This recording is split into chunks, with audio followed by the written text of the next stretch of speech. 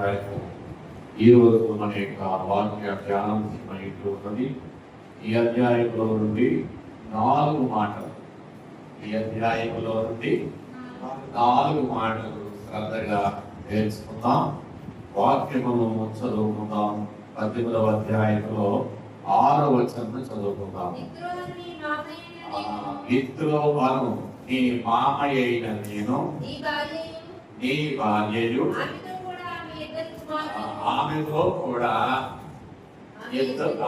ఆమె 2 కుమారులు నీ యొద్దకు వచ్చి ఉన్నామని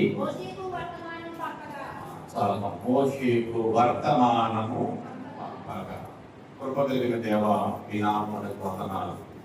ఈ దినమందు పితరుడు నాయకుడు ప్రార్థనాపరుడైన మోషే గారు మీ యొక్క ఏర్పాటు జనాంగమును ఐగుప్తు దేశము నుండి ఈ బాబు బలము చేత అద్భుతముల చేత ఘనమైన కార్యముల చేత ఈ ఒక్కడివి ప్రపంచమంతటికి ఘనమైన దేవుడు అని లోకస్తులందరూ తెలుసుకున్న రీతిగా 10 రకముల అద్భుతముల ద్వారా ఇశ్రాయేలు జనాంగమును మీరు ఐగుప్తు దేశము నుండి 430 సంవత్సరముల తర్వాత వారిని మీరు రప్పించిన దేవా నీకు వందనాలు.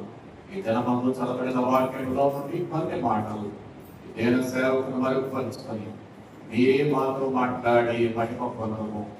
యేసు వారి మహిమ కలిగిన నామమందు ప్రార్థించి వేడుకొనుచున్నాము తండ్రి. ప్రభువునందు ప్రియమైన వారులారా, ఈరోజు చదువుకున్న వాక్య భాగంలో మనము చూస్తూ ఉన్నప్పుడు దైవ గ్రంథము మనకు తెలియజేస్తున్న సంగతులు ఒకసారి మనం పరిశీలన చేయగలిగితే, ఈరోజు ఇత్రో అనబడిన లేక రఘుయేలు అనే 2 పేర్లు ఇక్కడ ఉన్నాయి.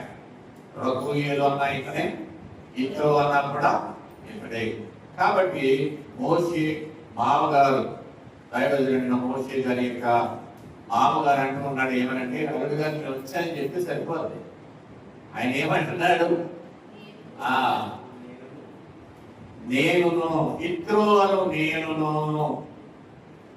నీ భార్యయు ఆమె 2 కుమారులు మీ యొద్దకు వచ్చాము చాలా కాలం తర్వాత. ఈ చాలా కాలం తర్వాత రావడానికి గల కారణం ఏంటి అంటే, దైవ గ్రంథంలో మనం ఆలోచన చేసినప్పుడు 4 మాటలు అంటే 4 మాటలు ఖచ్చితంగా చెప్పడానికి దైవజనులు చెప్పిన మాటలు మనం విందాం.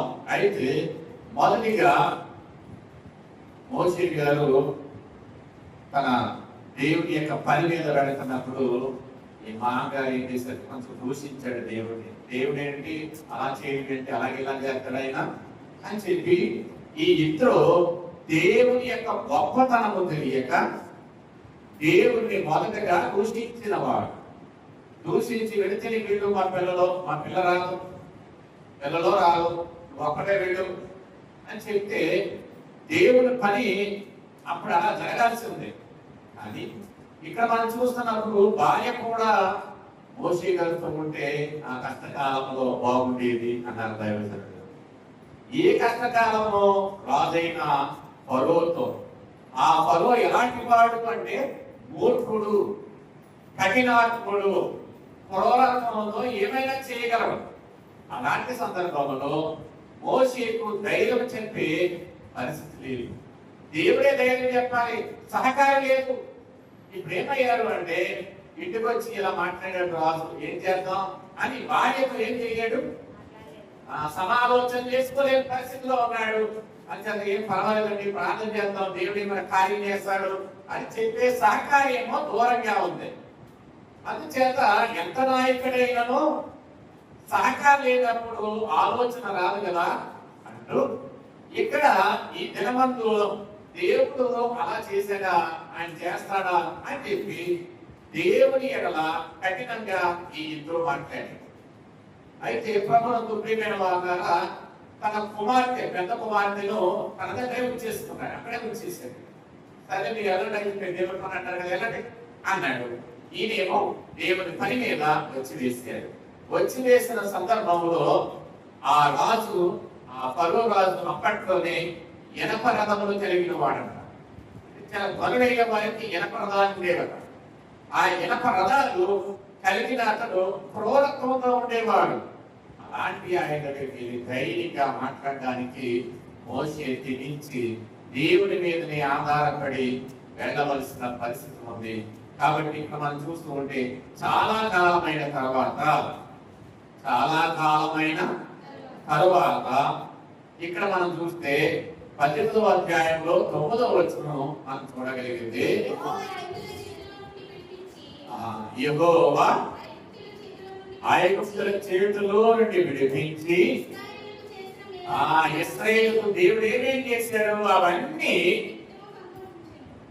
మాగారికి చెప్పాడు. ఏం చేశాడు? ఇక్కడ చూడండి, వచ్చారు. మొదటి మాట 4 మాటలు చెప్తానని చెప్పానండి. వచ్చారు. ఎవరు వచ్చారు? చాలా కాలం తర్వాత పిల్లనిచ్చిన మామగారు వచ్చారు. పెళ్లి చేసుకుని 2 పిల్లల తల్లి అయిన భార్య వచ్చింది. ఇంకా కొడుకులు ఇద్దరు వచ్చారు. వీళ్ళ క్షేమంగా తిరిగి పెద్దవారయ్యారు. ఇప్పుడు వీళ్ళ క్షేమంగా వచ్చారు. చాలా కాలం తర్వాత అల్లుడు కలుసుకోవడానికి మాంగారు, భర్తను కలుసుకోవడానికి భార్య, తండ్రిని కలుసుకోవడానికి కుమారుడు వచ్చారు. వచ్చిన తర్వాత ఇక్కడ మోషే గారు ఏం చేస్తారు తెలుసా?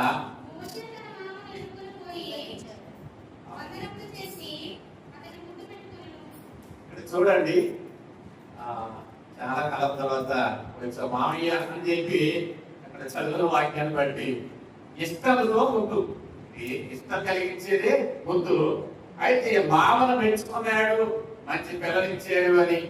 అయితే ఇక్కడ మీరు చూడండి, ఆయన వచ్చిన తర్వాత ఏం జరిగింది? చాలా కాలం తర్వాత వచ్చిన 7 సంగతులు అంటే ఆయన మావయ్య గారి కంట ఇత్రో గారికి అక్కడ జరిగిన సంగతి అంతా దేవుని ప్రజల ఎడల ఏమేమి కార్యాలు చేసాడో ఆ కార్యాలన్నీ ఒక్కసారిగా చెప్పినప్పటికట ఇలాంటి దేవుడా నేను దూషించింది అని చెప్పి ఇప్పుడు దేవునికి సాగిలపడి దేవుని స్తుతించి అక్కడ ఏం చేశారంటే ఆయన బలిని అర్పించేను.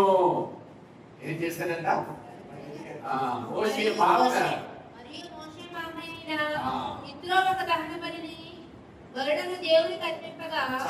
బలిని అర్పించగా అనగా దేవుని ఎడల దేవుని తిట్టినవాడు, దేవుని యొక్క గొప్పతనం తెలియనివాడు తెలుసుకున్న తర్వాత దేవుని స్తుతిస్తున్నాడు. లోకములో మన భారతదేశంలో కూడా చాలా మంది దేవుని గొప్పతనం తెలియక దూషిస్తున్నారు, తర్వాత స్తుతిస్తారు. దేవుని స్తోత్రం. అందుచేత దేవుడు ఆయన ఒక్కడే గొప్పవాడు, గొప్ప కార్యములు చేయగలిగిన వాడు, నిన్న నేడు నిరంతరం ఏకరీతిగా ఉన్నవాడు. దేవుని యొక్క ఆశ్చర్యమైన కార్యములన్నీ విన్న తర్వాత స్తుతించిన ఇత్రో. అంతేకాకుండా బలిని అర్పించాడు అంటే సమర్పణ అయ్యాడట. బలి అర్పించడం అంటే దేవునికి సమర్పణ అయిపోవడం. ప్రభువునందు ప్రియమైన వారలారా, బలిని ఇచ్చాడు, తన హృదయాన్ని ఇచ్చాడు. మనం కూడా కొన్ని సందర్భాల్లో సమర్పణ లేకపోతే దేవుడు ఏది సాధ్యపరచడట. ఖచ్చితంగా సమర్పణ ఉంటేనే. ఇప్పుడు అబ్రహాం యొక్క కుమారుని అబ్రహాం సమర్పణ చేసుకుంటేనే, లేకపోతే దేవుడు తీసుకోడు. అందుచేత మన విషయాల్లో కూడా కష్టకాలంలో ఉన్నా, సంతోష కాలంలో ఉన్నా, ఏ కాలంలో ఉన్నా కూడా సమర్పణ అనేది చాలా ప్రాముఖ్యమైనది. దేవుడి కొరకు మనం ఏమవ్వాలి అంటే సమర్పించుకునే వారిగా ఉండాలి. ఇక్కడ ఇంట్లో దేవుడి కొరకు ఏం చేశాడు? సమర్పించుకున్నాడు. బలి అర్పించి దేవుడికి సమర్పణ అయిపోయాడు. అందుచేత ఇప్పుడు వచ్చేవారు ఈ కార్యాలు జరిగిన తర్వాత ఇప్పుడు ఏం చేశారంటే మెచ్చారు. మాంగారంట అల్లుడి గారిని ఏం చేశారు? వచ్చారు మెచ్చారు. 10 మంది మాంగారు అల్లుడు మెచ్చుకోలేరు. మా మాంగారు మెచ్చుకున్నాడు. ఇంకో కూడా చాలా సంతోషం. ఎందుకో అంటే అల్లుడి మాంగారు మెచ్చుకున్నారు అంటే చాలా సంతోషకరమే. ఎందుకంటే మా అల్లుడు చాలా మంచివాడండి, అత్తయ్య మెచ్చుకుంటది. మాంగారు మెచ్చుకుంటారు. కొంతమంది అత్తయ్య మెచ్చుకుంటే మాంగారు తిడుతూ ఉంటారు, మాంగారు మెచ్చుకుంటే అత్తయ్య తిడుతూ ఉంటారు. ఎవరు మెచ్చుకున్నావు అని ఆవిడ వచ్చింది, ఎవరు మెచ్చుకున్నావు నీ ఇలా వచ్చింది. ఇలాంటి పరిస్థితుల్లో ఇప్పుడు ఎంతో ఒకప్పుడేమో మెచ్చుకోలేని పరిస్థితి. అలాంటి పరిస్థితుల్లో కూడా ప్రాణం గురించి మెచ్చుకుంటూ వచ్చారు మోసీ గారిని. ఎందుకు వాళ్ళ నేను ఎలా విడిచి వచ్చారమ్మా, తీసుకురండి అమ్మా, ఇంత మంచి పని చేసినాయండి, సాయం చేసినాయని విడిచిపెట్టి వచ్చారు, తీసుకురండి కూడా అని ఆయనే సలహా ఇచ్చారు. వయసు వచ్చిన పిల్లలు కూడా పెట్టి సాయం చేసిన కూడా పెట్టి తీసుకుంటే ఎలా ఉంటుంది? సాయం చేస్తే సాయం చేసిన థ్యాంక్స్ చెప్పి అక్కడే విడిచిపెట్టేసి వచ్చేసేయి. ఇది ఎక్కడైనా సహజంగా జరిగేది. కానీ ఏం చేశాడు ఈయన? ఇద్దరు గారికి కృతజ్ఞత ఇవ్వాలనుకుంటా. ఎంత మంచి సాయం చేసిన ఆయన ఎందుకు అక్కడ విడిచిపెట్టేశారు, తీసుకురండి అంటే ఏం చేశారు వాళ్ళు? ఇంటికి తీసుకొచ్చారు. అంచేత ఇక్కడ మనం చూడగలిగితే ప్రభునందు ప్రేమైన వాళ్ళారా, దేవుడికి బలి అర్పించిన తర్వాత మనం చూస్తూ ఉంటే మోషే గారిని ఆయన మెచ్చుకున్నారు, మొదటిగా దేవుడిని మెచ్చుకున్నారు, దేవుని కార్యాన్ని మెచ్చుకున్నారు, తర్వాత మోషే గారిని కూడా మెచ్చుకున్నారు. తర్వాత ఇచ్చాడు, వచ్చాడు, మెచ్చాడు, ఇచ్చాడు. ఏమిచ్చాడు? సలహా ఇచ్చాడు. నేను ఇంకా చేస్తాను అంటే మాగారికి అల్లుడి గారు ఏమిచ్చారు? ఇప్పుడు సలహా ఇచ్చారు. ఆ సలహా ఆ కష్టకాలంలో వచ్చే భార్య లేదు, అత్తయ్య మామయ్య లేడు. చూసారా? సలహా కష్టకాలంలో మోసే గారికి ఎవరు సలహా లేదు. అయినప్పటికీ దేవుడి మీద ఆధారపడి ఉన్నాడు కనుక ఇప్పుడు మామయ్య గారు ఏం చేస్తున్నారు తెలుసా? సలహా ఇస్తా ఉన్నాడు. ఏమని సలహా ఇస్తా ఉన్నాడు అంటే, మోషే గారి దగ్గరికి ప్రజలైన వారు న్యాయము కొరకు ఏం చేస్తారు? నిలబడి ఉన్నారు. అప్పుడే కూర్చొని ప్రజల యొక్క కలహములన్నింటినీ తీరుస్తూ ఉన్నారు. అందుచేత ఇది అంత మంచిగా నాకు అనిపించడం లేదు. నీకంటే నేను పెద్దవాడిని, నీకు నేను పెద్దనిచ్చిన వాడిని, నాకు కూడా దేవుడు మంచి జ్ఞానం ఇచ్చాడు. వయసు పెరిగే కొద్ది జ్ఞానం కూడా పెరుగుతుంది. అవుతుందా? ఏమా బైబిలే చెప్తాం. ఏమని? ఈ కథలు ధ్యానించడం ద్వారా వృద్ధుల కంటే విశేష జ్ఞానం నాకు కలదు. అంటే వృద్ధులకి ఏమంటున్నమాట? ఈ కట్టడలను ధ్యానించడం ద్వారా, అంటే బైబిల్ బాగా చదవడం ద్వారా వృద్ధులకు మించిన విశేష జ్ఞానము నాకు కలదు అంటాడు. అంటే వృద్ధులకు ఏముంటది? జ్ఞానం ఉంటది. అందుచేత వృద్ధులకు మించిన విశేష జ్ఞానము ప్రభుత్వం ప్రేమైన వాళ్ళ దైవ గ్రంథంలో మనం చూస్తూ ఉంటే ఈయన సలహా ఇచ్చాడు. 18వ అధ్యాయం 12వ వచనంలో, అందుకు మోషే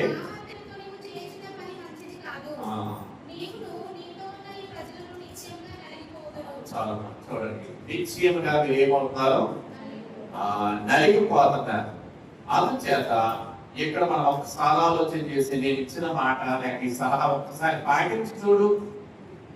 నీ వంటి భక్తి కలిగిన వారు 21వ వచనంలో, మరియు నీవు ప్రజలందరిలో, అంటే ఎంతమందిలో?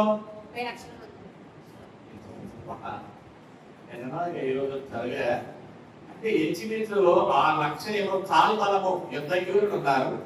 27 లక్షల నుండి 30 లక్షల వరకు ఇశ్రాయేలు సైన్యం ఉన్నారు. ఖచ్చితంగా 27 నుండి 30 అంటారు. అంటే చూసారా, 27 లక్షల నుండి 30 లక్షల వరకు ఈ జన సమూహమును దేవుడు అంతగా వృద్ధిపరిచాడు. అందుచేత మనం ఒకసారి ఆలోచన చేసినప్పుడు ఈ 27 లక్షల జనాంగంలో నుండి ఎలాంటి వారు కావాలి నీకు? సామర్థ్యము, దైవభక్తి, సత్యాశక్తి, లంచగొండులు కానీ ఒకసారి ఎక్స్ప్లెయిన్ చేసుకున్నాం. అంచేత లంచగొండులు కాని వారికి వచ్చి ఇక్కడ చెప్తూ మంచి సలహా ఇచ్చాడు. ఇక్కడ మీరు ఆలోచన చేస్తే ఎంతమందికి ఒకసారి చూసి 1000 మందికి ఒకనిగాను, 100 మందికి ఒకనిగాను, 50 మందికి ఒకనిగాను, 10 మందికి ఒకనిగాను, అంటే 4 భాగాలుగా విభజించారు. అందుచేత 1000 మంది ఒక వ్యక్తి దగ్గరికి వెళ్తే అతను ఏం చేస్తాడు? సులువుగా 27 లక్షల మందిలో లేక 30 లక్షల మందిలో ఎన్ని వేల మంది, ఎన్ని వందల మంది, ఎన్ని లక్షల మంది గొడవ పడుతున్నారు, కలహ పడుతున్నారు. వాళ్ళందరూ ఏం చేయాలి? మళ్ళా సమాధానపరచాలి. అందుచేత వారిని సమాధానపరచడానికి ఏం చేస్తున్నారంటే ఒక సలహా ఇచ్చారు. మామయ్య సలహా, సరే మామయ్య నీ మాట ఎక్కువ కాదన్నాను, నేను పిల్ల చేసుకోబట్టి చేసుకున్నాను అన్నట్టే ఉంది. అవునా కదా? ఆ రోజు కాదని లేదు, ఈ రోజు కాదన్నావు. ఎంతైనా నువ్వు నాకు మావయ్యవు కదా అని మామను మెచ్చుకున్నట్టున్నది, మామ యొక్క సలహా తీసుకున్నట్టున్నది. అందుచేత ఇక్కడ మీరు ఆలోచన చేస్తే మోషే గారట తన మామ సలహా నచ్చెను. మామ సలహా నచ్చెను. అయితే అంతేకాకుండా దేవుడికి మనం నచ్చామా నచ్చలేదా?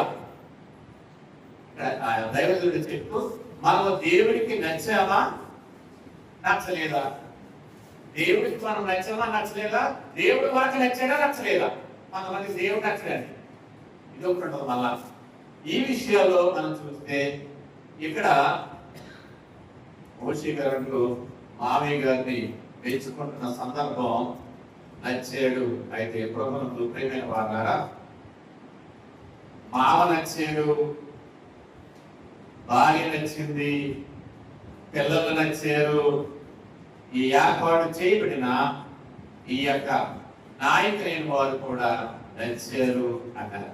ప్రభువునందు ప్రియమైన వారారా, ఈ దినమందు ఒకసారి మనం మొదటి విచారణ కీర్తన ఒకసారి చూడగలిగితే 72వ కీర్తనలో 58వ చరణము. ఆకాశము భూమియు పోయిన నాకు పోయిన ఏదియో లేదు. ఆకాశము భూమియు పోయిన నాకు పోయిన ఏదియో లేదు. నాకు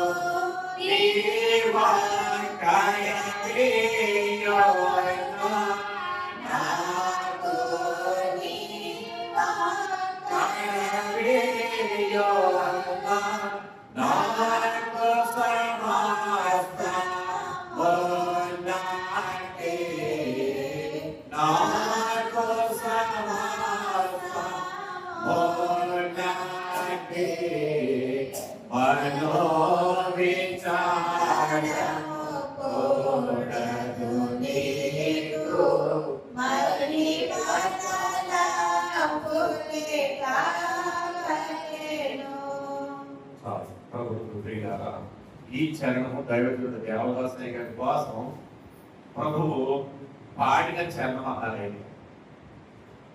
ఎందుకు అంటే ఇది ఎక్కడన్నా బైబిల్లో జరిగిందా? ఏ నాయకుడు నన్ను మెచ్చుకొని ఇంకా అవసరం లేదు ఒక్కరు నుండి డెవలప్ అయిపోతాను అన్నారా? చేయలేదన్నాడు. ఏమని? ఒకసారి పక్కన వంటి అందరినీ అగ్ని చేత కాల్చి వేస్తాను, ఈ రాళ్ళలో ఉండే మరణం నేనేం చేస్తాను తెలుసా? ఇశ్రాయేలు పుట్టిస్తాను అంటే దేవుడిని బ్రతుకులు ఆడుకున్నాడు. మోషేని ఒక్కడో చాలయ్యారు. మాట వీళ్ళంతా నాకు ఎందుకు? మాట వినడం ద్వారా అవసరంగా మాట విని ఒక్కడో చాలు. అలాగే దైవజనుడు వచ్చి ఆకాశం భూమి ఏ పోయినా, ఆకాశం పోయినా భూమి పోయినా నాకు పోయిందేమీ లేదు అని ప్రభువే స్వయంగా దైవజనుడు దేవదాసయ్య గారిని గురించి చరణం పాడారట. అయితే ప్రభువునందు ప్రియమైన వాళ్ళ ఆకాశము భూమి, భూమి మీద ఉన్న కోట్ల కోట్ల జనాంగం జీవరాశులు అన్నీ పోయినా ఒక్కడు ఉంటే అన్ని నాకు అవసరం లేదు అన్నయ్య ప్రభువు దైవజనుడు గురించి చరణం పాడారని దైవజనుడు చెప్పారు. చాలా సంతోషకరం. ప్రభువునందు ప్రియమైన వాళ్ళ ఈ దినమందు ఒక్క మోషే ఇశ్రాయేలు జనాంగం అంతటిని నడిపించడానికి నాయకుడిగా దేవుడు ఏర్పాటు చేసుకున్నాడు. మనలను ఈ సంఘములో, ఈ గ్రామంలో ఎంతో మంది ఉండవచ్చు. కొద్ది మందిని దేవుడు ఎందుకు ఏర్పాటు చేసుకుని మీరు చాలు. ఇక్కడ రాయబడిన మాట చాలా వివరం ఉంది, కానీ ఈ దినమందు మిమ్మల్ని బట్టి ఈ గ్రామంలో అనేక మంది మీ నమ్మకత్వాన్ని బట్టి దేవుడు తీసుకునే రాగలడు. వీటి మాటలన్నీ మన నిరీక్షలో భద్రపరుచుకున్నాక తన వాక్యము మన హృదయంలో ఫలింపచేయము. యేసు నామమున వేడుకొంచున్నాము తండ్రి.